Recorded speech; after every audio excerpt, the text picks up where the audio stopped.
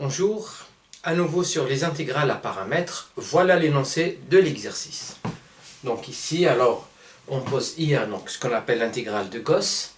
Alors, l'intégrale de 0 à plus l'infini de E moins t carré dt. Donc, on va essayer de calculer ça, bien sûr, en utilisant donc quelques techniques ici. Il y a plusieurs façons pour le faire, mais là, on en propose une. Donc, pour x appartenant à R, on pose grand f de x égale l'intégrale de 0 à 1, e moins x carré 1 plus t carré 1 plus t carré d de t.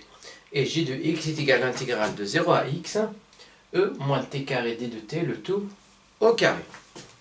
Alors la première question, c'est de montrer que f est C1, et en plus de ça, on demande de calculer f'. La deuxième question, pareil pour la fonction g. La troisième question demande de démontrer que f plus g est une fonction constante. Ensuite, on demande de calculer la limite lorsque x tend vers plus l'infini de f de x. Et après, bien sûr, donc on demande d'avoir combien ça fait cette intégrale de Gauss. Voilà, donc juste à savoir, à la fin, bon, elle est très connue cette intégrale-là, ça fait donc racine carrée de pi sur 2. Très bien. Allez, donc on y va pour la première question ici. Alors, pour la première question, donc il s'agit alors de la fonction f de x, 0 à 1, e moins x carré 1 plus t carré, 1 plus t carré d de t. Voilà, et donc qu'est-ce que j'ai ici? J'ai une intégrale qui est définie, en fait c'est une intégrale à paramètres avec le paramètre x ici. Et donc je vais utiliser le théorème qui me permet bien sûr de savoir donc si f est de classe C1, que j'avais déjà démontré sur un autre exercice. Et donc il y a trois conditions à vérifier, notamment la condition de domination. Donc je vais utiliser ça. Alors pour cela, cette fonction là, eh bien je vais l'appeler celle-là petit f de xt, hein, donc qui est égal à e moins x carré 1 plus t carré sur 1 plus t carré. Donc c'est défini alors de R croix 0,1 vers R. Donc ici, j'ai aucun problème pour t égale à 0, ni pour t égale à 1. Donc ça va, donc pour x, donc ça varie dans R, et pour le t, il est dans l'intervalle 0,1. Donc la première condition ici, eh bien, donc je prends pour un x qui appartient à R, eh bien, j'ai cette fonction-là en t, hein, donc qui est égale à f de xt, hein, donc en t ici, cette fonction-là, eh bien, elle est continue, elle est donc continue par morceau. Donc elle est continue, et donc continue par morceau. Hein, donc voilà. Ensuite, eh bien, je vais prendre maintenant pour la deuxième condition, je vais prendre pour t qui appartient à 0,1, je prends cette fois-ci, c'est la fonction pour la deuxième variable, donc x, qui fait correspondre f de xt. Donc on regarde cette fonction-là, mais avec la variable x. Donc avec la variable x, qu'est-ce qui se passe? Eh bien, je sais que la fonction qui fait correspondre x carré, donc il est de classe C infini. Donc en l'occurrence, il va être de classe C1. Hein, donc il est même de classe n'importe quelle classe. Alors, je multiplie par moins 1, donc ça reste encore une fonction de classe C1. Je la multiplie donc par cette constante ici, donc ça reste encore une fonction de classe C1. Eh bien, je la compose avec l'exponentielle, donc ça reste, puisque l'exponentielle est de classe C infini, donc est de classe C1, donc ça reste aussi de classe C1. Et cette fonction-là, je la multiplie par la constante, ça reste une fonction de classe C1. Donc, cette fonction-là, elle est de classe C1 par rapport à x. Alors maintenant, on va la dériver par rapport à x. Donc, je dérive par rapport à x. Donc, de f de xt. Donc, cette fonction-là, quand je la dérive par rapport à x, eh bien, je dois dériver donc tout ce qui est là par rapport à x. Ça va me faire alors moins 2x, puis après 1 plus t carré. E moins x carré 1 plus t carré. eh bien, comme ça, c'est un facteur qui ne dépend pas de x, mais il va rester bien sûr 1 plus t carré. Donc, de cette façon-là, il y aura ça qui part avec ça. Et je vais avoir ici, donc, moins 2x, e moins x carré, 1 plus t carré. Et bien, je m'intéresse maintenant à la fonction qui fait correspondre t d de f sur d de x, xt. Donc, la fonction donc, pour x, bien sûr, fixée ici, donc pour x appartenant à R, voilà, et donc je regarde ici, cette fonction-là qui fait celle-là, hein, donc qui fait exactement moins 2x, e moins x carré, 1 plus t carré. Bien sûr, c'est une fonction en t. Alors, une fonction en t ici, eh bien j'ai 1 plus, alors, pour t fait correspondre 1 plus t carré, c'est une fonction polynomiale, donc il est de classe C infini, en particulier de classe C1, multiplié par un facteur ici, un réel, hein, puisque x ici est un paramètre réel, donc ça reste une fonction de classe C1, composé avec l'exponentielle, ça reste donc une fonction de classe C1, pareil, multiplié par un facteur par la suite, et reste encore une fonction de classe C1. Donc, cette fonction-là, elle est continue de classe C1, même de classe C infini par rapport à t. Donc, ce qui m'intéresse, moi, juste qu'il soit continu par morceau. Donc, continu par morceau. Alors, il me reste maintenant juste à dominer cette fonction-là par une fonction intégrable. Donc, on y fait. On y va. Alors, donc, je prends... Alors, donc, qu'est-ce que j'ai ici? Je vais prendre donc d de f sur d de x en xt, qui fait donc 2x, moins 2x plutôt, moins x carré 1 plus t carré. Donc, je cherche à dominer cette fonction-là. Eh bien, donc, on a vidé que pour... Très bien. Donc, maintenant, on va chercher, bien sûr, la condition, bien une fonction ici. Eh bien, tout simplement, regardez là, cette fonction-là, je peux dire comme l'exponentielle, cette quantité-là, elle est négative. Donc, l'exponentielle, alors, déjà ça, donc ça va faire, alors, donc, 2 valeurs absolues de x. Ce nombre-là, il est positif. Donc, je vais avoir e moins x carré, 1 plus t carré. Donc, ce nombre-là, donc, il est plus petit que 1. Donc, je peux majorer tout ça par la valeur absolue, donc 2 fois la valeur absolue de x. Et là, par exemple, donc je vais prendre soit AB, un intervalle, donc inclus dans R, intervalle, bien un segment, plutôt. Et donc, pour x compris entre A et B, quand je passe à la valeur absolue, donc là, je ne connais pas est-ce que A est positif ou négatif, pareil pour B.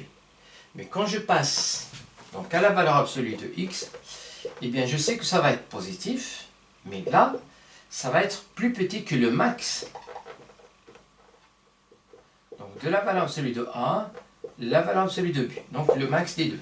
Hein, ça va être plus petit que le max des deux. Encore mieux, je peux carrément dire que c'est inférieur ou égal à la valeur absolue de A plus la valeur absolue de B. Et comme ici, donc je suis sur un segment ici, 0, 1, et bien toutes les constantes elles sont intégrables. Autrement dit, si je prends l'intégrale de 0 à 1, de A plus B, d de t, et donc ça va faire A plus B, et je dois mettre donc t entre 0 et 1. Entre 0 et 1, ça fait 1, donc ça fait 1 qui est fini. Donc cette fonction-là, donc phi de t qui est la constante, elle est intégrable. Hein, donc elle est continue, pardon, elle est intégrable et il domine donc, il domine bien sûr cette fonction-là, donc fxt sur l'intervalle AB croix 0,1. Et donc d'après le théorème donc, de dérivation des fonctions, bien des intégrales à paramètres, cela permet de dire que notre fonction f, elle est de classe C1. Donc là, ça permet de dire que f est C1. Donc si elle est de C1, je peux bien la dériver. Et en plus de ça, donc la dérivée, ça va faire la chose suivante. Eh bien, pour la dérivée de f de x ici, Et donc ça permet de dériver à l'intérieur de l'intégrale. Donc la dérivée à l'intérieur de l'intégrale, on l'a déjà fait, donc ça fait exactement ça. Ça fait moins 2x, e moins x carré, 1 plus t carré, et d de t. Encore une fois ici, et bien donc je peux faire sortir donc moins 2x ici, l'intégrale de 0 à 1, et bien l'exponentielle de moins x, oui, donc moins x carrément, moi je peux même faire sortir donc l'intégrale de moins x carré, l'intégrale de 0 à 1, e moins t carré d de t. Voilà, donc ça c'est pour f' de x. Alors maintenant on va passer à la deuxième question. Dans la deuxième question, qu'est-ce qu'on a ici?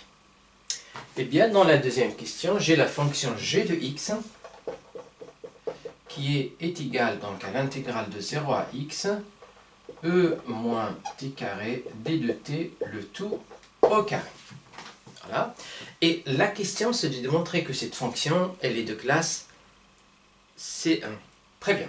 Bon, alors, premièrement, donc, à l'intérieur ici, donc ici, j'ai cette fonction-là. Donc, j'ai la fonction qui fait correspondre e moins t carré, elle est continue. Sur R en entier. Et donc, c'est les continues.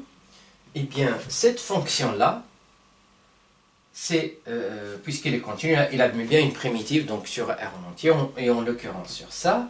Et en plus de ça, donc d'après bien sûr les théorèmes du cours, et bien donc celle-là, c'est la primitive, bien une primitive de cette fonction-là, et qui s'annule en x, pardon, en 0. Donc, je sais très bien que là, moi je vais l'appeler par exemple, alors e de x, d'accord? Donc e de x ici, eh bien ça va être la primitive, donc il va être de classe C1, non, je vais l'appeler, alors e est la primitive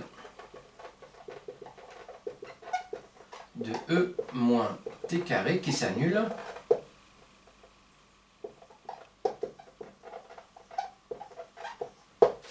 en 0. Et donc on sait qu'elle est de classe C1. Donc cette fonction-là, elle est de classe C1. Alors, elle est de classe C1.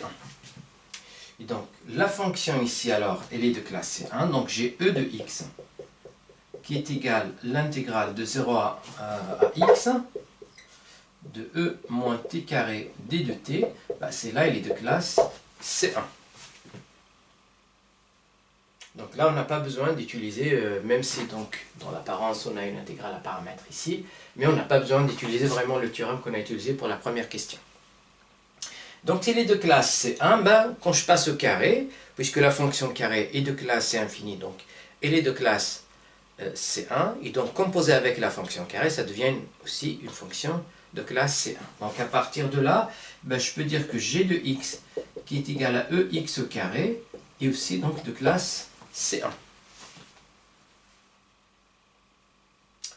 Donc, ma fonction g est de classe C1. Maintenant, on va chercher sa dérivée. Alors, la dérivée... donc ici, alors on a... pardon, là c'est un carré. Et donc, g de x est égal à e de x au carré. Par passage à la dérivée ici, donc g' de x... Je dérive cette fonction-là, ça va faire 2 e' de x, e de x. Donc c'est par la formule de dérivation des fonctions puissance. Et donc là, alors e' de x par définition, puisque e est une primitive de cette fonction-là, eh bien ça va faire alors, donc e' de x, ça va faire bien sûr e moins x carré. Et le e de x, ça reste 0 à x e moins t carré d de t. Et donc là, c'est g' de x.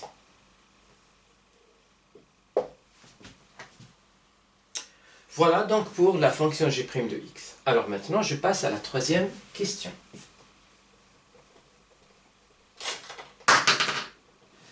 Alors, la troisième question, il s'agit donc de démontrer que f plus g est une fonction constante. Alors on avait vu que f est de classe C1, g est de classe C1. Donc f plus g est de classe C1, donc c'est dérivable. Et donc pour démontrer que c'est une fonction constante, il suffit de démontrer que sa dérivée est nulle. Donc on va voir ça.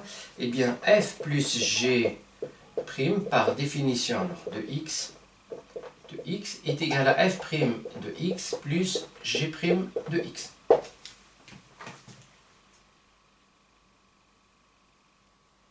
Alors, j'ai fait une petite erreur tout à l'heure en faisant, donc celle-là. Alors, ça, il y a un x carré que j'ai oublié puisqu'il fallait faire e moins x au carré moins, donc là, en développant ici, donc là, j'avais oublié un x quelque part là. Donc, ça va faire. Alors, f', donc ça va faire moins 2x, e moins x carré, donc de 0 à 1, e moins t carré x carré, d de t, plus celle-là, qui est 2e moins x carré, de 0 à x, e moins t au carré, d de t. Donc, il s'agit de démontrer que ça, c'est nul. Alors, pour cela, donc on a déjà quelques ressemblances. Donc j'ai un 2 ici qui est là, un moins qui va annuler ça. J'ai e moins x carré qui est encore là, mais c'est pas exactement la même chose. Voilà. Alors pour cela par contre, donc là j'ai que moins t carré, mais là j'ai moins t carré x carré. Et ben, donc je vais faire un changement de variable. Le changement de variable que je vais faire ici, eh bien je vais faire donc t de x est égal à θ par exemple. Donc je vais changer la variable t par la variable θ. Donc pour cela, eh bien donc je vais avoir alors x d de t égale à d de θ. Donc de cette façon-là ici, eh bien je vais avoir moins 2x, e moins x carré, l'intégrale. Eh bien lorsque t égale à 0, donc ça va faire 0, θ égale à 0. Donc je vais voir un 0 ici. Alors lorsque t égale à 1, eh bien θ égale à x. Donc je vais voir un x ici. E moins. Donc t carré x carré, t carré x carré, ça fait θ carré. Donc moins θ carré. Et après, donc, ce x-là, puisque c'est une constante, je peux le faire entrer ici à l'intérieur. Donc pour avoir x d de t, x d de t, ça fait d de θ. Donc je vais enlever ce x-là pour mettre ici d de θ. Puis après, plus 2e moins x carré, l'intégrale de 0 à x, e moins t carré, d de t. Et là, c'est gagné puisque exactement j'ai la même chose. Donc j'ai ça, moins 2, e moins x carré, l'intégrale de 0 à x, e moins θ. Donc là, comme ce sont des variables muettes, cette quantité-là est la même que celle-là, mais en opposé, ça veut dire que ça fait 0. Et ça permet de dire que f plus g est une constante.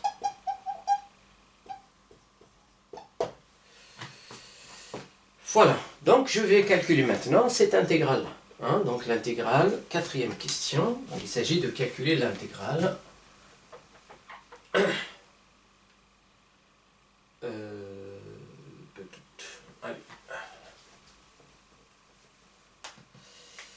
Donc je vais calculer l'intégrale. Alors, la limite de f de x lorsque x tend vers plus l'infini. Bon, combien ça fait cette limite-là? Alors, qu'est-ce que j'ai ici? Donc, mon f de x, on avait dit que c'est l'intégrale de 0 à 1 de e moins x carré, 1 plus t carré sur, bien sûr ici, et donc ça va faire 1 sur t carré, d de t. Eh bien, là, l'exponentielle, c'est positif.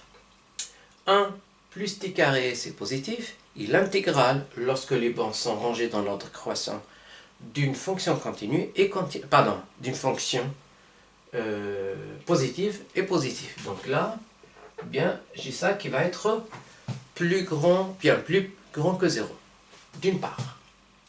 D'autre part, donc qu'est-ce qu'on a ici? Eh bien, qu'est-ce qu'on a? Eh bien, on a tout simplement une majoration ici. Eh bien, là, ça va faire alors, donc là, je peux bien développer ici, donc ça va faire l'intégrale de 0 à 1 de e moins x carré, hein, d'accord? E moins x carré, e moins x carré t carré sur 1 plus t carré d de t. D'accord? Et donc, à partir de cet instant-là, ben, je sais que cette quantité-là, ça c'est plus petit que 1. Hein, puisque x carré, t carré est positif. Et puis avec le moins là, c'est négatif, donc ça va faire quelque chose de plus petit que 1. Alors, pareil, donc j'ai 1 sur 1 plus t carré, là aussi c'est plus petit ou égal à 1. Donc j'ai tout ça, hein, donc, qui va être plus petit ou égal à 1. Et donc je peux bien majorer par l'intégrale de 0 à 1 de e moins x carré d de t. Et là, comme ici, ça ne dépend pas de t, donc je peux le faire sortir à l'extérieur, l'intégrale de 0 à 1 d de t.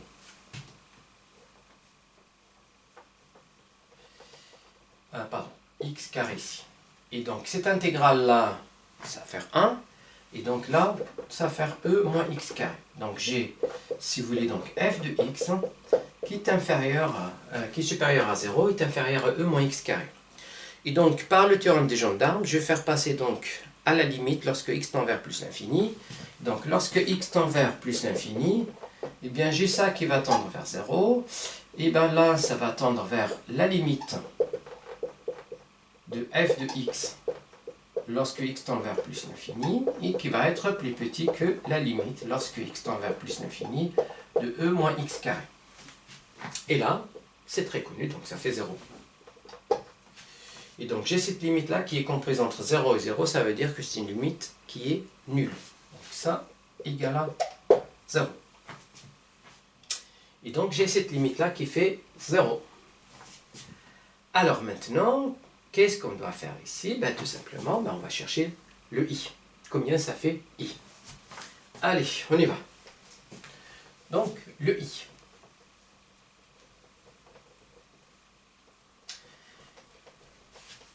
Allez, pour la 5e question, le i qui est égal.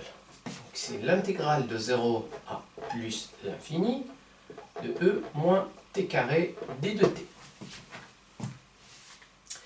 Eh bien, donc j'ai une ressemblance ici avec ça. Donc celle-là, c'est la même chose que ça, mais lorsque x tend vers plus l'infini. Et donc ça fait exactement la même chose. C'est la limite lorsque x tend vers plus l'infini de 0 à plus, e moins t carré d de t. D'accord? Eh bien, si je calcule le i carré, donc si je passe ici i carré, donc ça va faire tout ça au carré, et comme la fonction carré est continue, donc je peux bien faire rentrer la limite à l'intérieur pour faire sortir ça à l'extérieur. Donc je vais avoir, c'est la limite lorsque x tend vers plus l'infini de l'intégrale de 0 à x e moins t carré d de t au carré. Voilà, et ça c'est quoi?